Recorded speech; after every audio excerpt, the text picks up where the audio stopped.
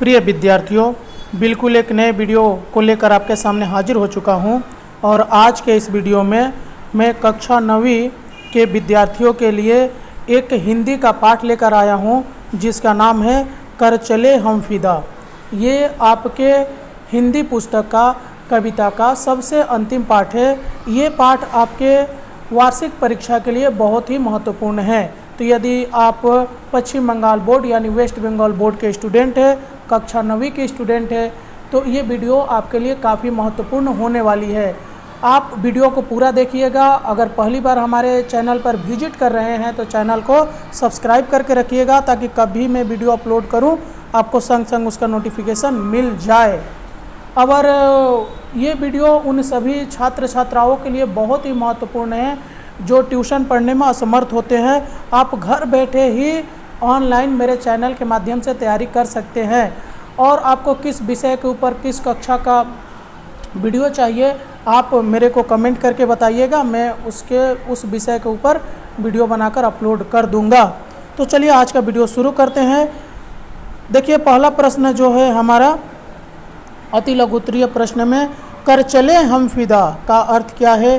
तो कर चले हम फिदा का अर्थ है कि हमने अपनी जान मातृभूमि की रक्षा के लिए निछावर कर दी। सैनिकों को किस बात का गम नहीं है। तो सैनिकों को अपना सर कटा देने यानी बलिदान हो जाने का गम नहीं है। सैनिकों ने किसका सिर झुकने नहीं दिया। क्यों। तो सैनिकों ने हिमालय का सिर झुकने नहीं दिया क्योंकि हिमालय हमारा गौरव है, भारत का मुकुट है। सैनिक किसके हवाले करने की बात करते हैं। तो सैनिक अपने वतन को देशवासियों के हवाले करने की बात करते हैं। किसके मौसम बहुत है। तो जिंदा रहने के बहुत सारे मौसम है। कौन सी रुत रोज रोज नहीं आती। तो देश के लिए मर मिटने की रुत रोज रोज नहीं आती। कवि ने किसे जवानी नहीं कहा है। तो जो हुस्न और इश्क को रुसवा करे तथा जो देश के लिए खून में न नहाए उसे कवि ने जवानी नहीं कहा है।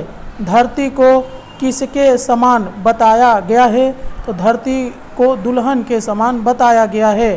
कवि ने किस राह को वीरान न करने को कहा है। तो कवि ने कुर्बानी की राह को वीरान न करने को कहा है। तुम सजाते ही रहना नए काफिले का अर्थ क्या है। बहुत ही महत्वपूर्ण प्रश्न है। तो नए काफिले सजाते रहने का अर्थ है कि देश के लिए कुर्बान होने वालों का काफिला कम नहीं होना चाहिए, यह निरंतर बढ़ते ही रहना चाहिए। किसकी जिंदगी किसके गले मिल रही है। तो देश के रक्षक सैनिकों की जिंदगी मौत से गले मिल रही है। कवि ने साथियों से अपने सर पर क्या बांधने को कहा है। तो कवि ने साथियों ने अपने सर पर कफन बांधने को कहा है। रावण से किसकी ओर संकेत किया गया है। तो रावण से आक्रमणकारियों की ओर संकेत किया गया है। कवि ने किसके हाथ तोड़ने की बात कही है। तो कवि ने उन आक्रमणकारियों के हाथ तोड़ने की बात कही है जो हमारी धरती को छूने का भी साहस करे। कवि ने साथियों को किसके समान बताया है। तो कवि ने साथियों को राम और लक्ष्मण के समान बताया है। रावण को रोकने के लिए कवि ने क्या कहा है। तो रावण को रोकने के लिए कवि ने जमीन पर खून से वैसी ही लकीर खींचने को कहा है जिस प्रकार लक्ष्मण ने सीता की रक्षा के लिए लक्ष्मण रेखा खींची थी। कर चले हम फिदा किस प्रकार की कविता है। तो कर चले हम फिदा देशभक्ति कविता है। सांस थमती गई नब्ज जमती गई में कहाँ के वातावरण का वर्णन है। तो सांस थमती गई नब्ज जमती गई में हिमालय के हड्डियों को भी जमा देने वाली ठंड का वर्णन है। हमारे सैनिकों ने मरते मरते भी अपने किस गुणों को नहीं छोड़ा। तो देशभक्ति तथा वीरता दो ऐसे गुण हैं जिन्हें हमारे सैनिकों ने मरते मरते दम तक नहीं छोड़ा। फतह का जश्न किस जश्न के बाद है? तो फतह का जश्न कुर्बानी के जश्न के बाद है। चलिए बहुविकल्पीय प्रश्न देख लेते हैं। एक प्रश्न दिया रहेगा, 4 उसके विकल्प दिए रहेंगे, जो विकल्प सही होगा आप उसे टिक आउट कीजिएगा। अख्तर हुसैन रिजवी फिल्मी दुनिया में किस नाम से जाने जाते हैं? तो देखिए इसका घ आंसर सही है, कैफ़ी आजमी। कैफ़ी के आजमी किस स्थान का सूचक है? तो आजमगढ़ का। कैफ़ी आजमी का जन्म किस जिले में हुआ था? तो आजमगढ़ में। कैफ़ी आजमी का जन्म किस राज्य में हुआ था? तो उत्तर प्रदेश। कैफ़ी आजमी ने अपनी पहली गज़ल किस उम्र में लिखा है? तो 11 वर्ष में। कैफ़ी आजमी किस विचारधारा से प्रभावित थे? तो साम्यवादी। कैफ़ी आजमी किस विचारधारा से परेशान थे? तो धार्मिक रूढ़िवादिता।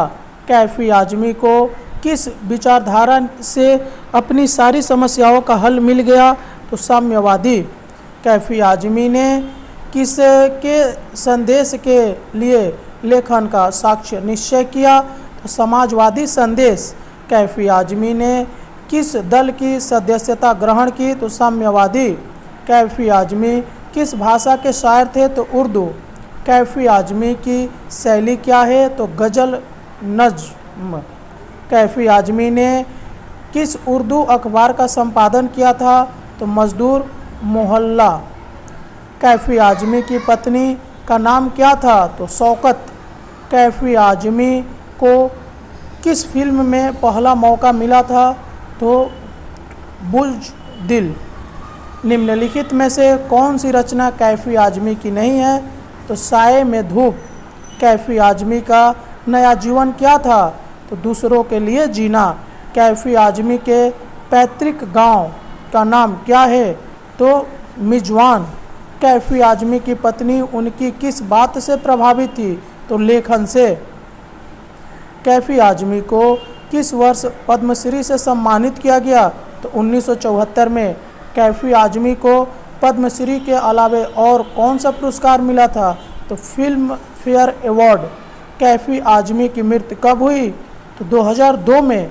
कर चले हम फिदा के शायर कौन है? तो कैफ़ी आजमी। सर कटना का अर्थ है अपने आप को बलिदान कर देना। सर न झुकने देना का अर्थ है सम्मान को बनाए रखना। यहाँ किसके सर को न झुकने देने की बात कही गई है? तो हिमालय के। किसके रहने के मौसम बहुत है? तो जिंदा रहने के। धरती की तुलना किससे की गई है? तो दुल्हन से। तो इस वीडियो में बस इतना ही। मिलते हैं किसी और वीडियो में, तब तक के लिए जय हिंद।